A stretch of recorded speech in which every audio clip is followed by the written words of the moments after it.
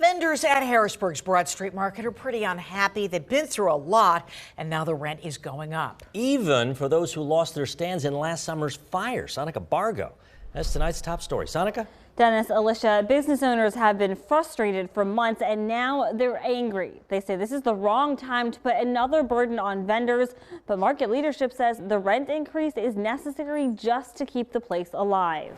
Everybody was a little bit astonished because it's a 30-day notice. Less than a month until rent for Broad Street Market vendors will nearly double. Huge effect on all of our businesses. Hannah Eisen handles brewing operations at Zero Day. It's in the Stone building, which has stayed open, but it's a struggle. We have definitely seen a decrease in foot traffic, but we would love to get the message out there that we are very open and we would love to see you all. Vendors say it's not the time to raise rents. Market leadership argues they have to. Since the fire, we've been losing 70% of our revenue. Worst case scenario, there wouldn't be a market or a space for any of the vendors to operate. Eisen says vendors want more representation. One vendor seat on the board is empty, and maybe even a change in leadership. We would, like to see someone generally managing the space and helping with the day-to-day issues, and also having some transparency for the long-term plan. Executive Director Tanis Monroy says the board has now opened its next meeting to vendors and the public just a week after canceling a scheduled town hall on the same day. I think this is causing a lot of people to question them and just feel really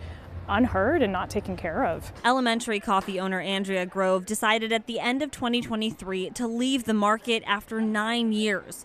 Delays in building a temporary tent for vendors became too much. Timeline became unknown. That becomes impossible for a small business. Now she's worried about the market's future. It was pulling all of us down simultaneously. Isn't there a concern that, you've already lost vendors, that this will push more out, this rent increase? Yeah, there's always that concern, definitely.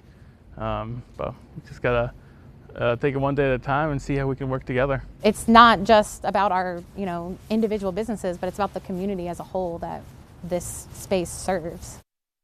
And as for that temporary tent, no opening date yet. The city had to extend its bidding period to January 14th after receiving no offers from contractors to do electric and plumbing work. In the studio, Sonica Bargo, ABC 27 News. Oh goodness, and we'll stay on that one.